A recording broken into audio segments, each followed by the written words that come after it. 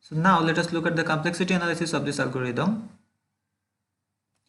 Initially we performed two tasks. We marked all the vertices as unvisited. So since it is dependent on all the vertices, the number of vertices is v, so this operation takes big O of v. And this one is a constant time operation, so we can write big O of 1 for this operation. After that, we perform three tasks repeatedly. We take an item from stack, and this operation continues until the stack is empty.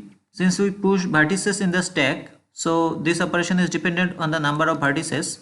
The complexity is big O of v. After that, we mark the vertex as visited and reprint the vertex. These operations are constant time operation, but these operations are continued until the stack is empty. So we can write this operation takes big O of v. And finally we look for the adjacent vertices of the vertex. Look carefully that these operations are performed until the stack is empty. And it's clear since step 3 is inside the while loop. And this two loop means we look for all the adjacent vertices of every vertex in this graph.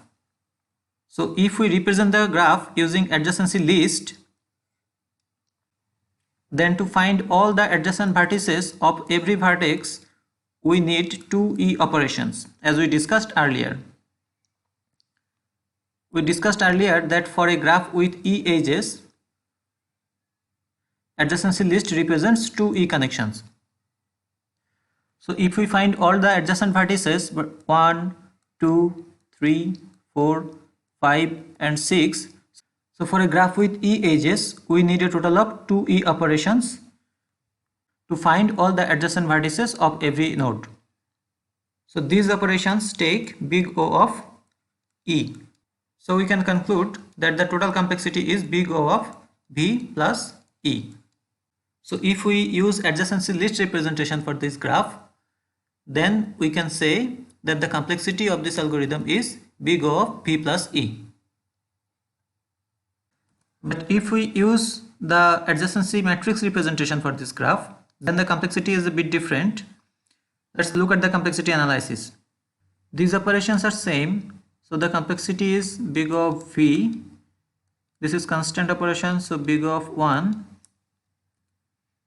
Next, this operation will take big O of V. Similarly, these operations will take big O of V, but these operations are different. So we look for the adjacent vertices of a vertex, and these operations are performed until the stack is empty. So this for loop along with this while loop performs the adjacency information finding. For every vertex, all adjacent nodes are discovered. For every vertex, all adjacent nodes are discovered. So if we have a graph of V nodes, then we need to perform a total of V square operations. So we can write that these operations will take big O of V square.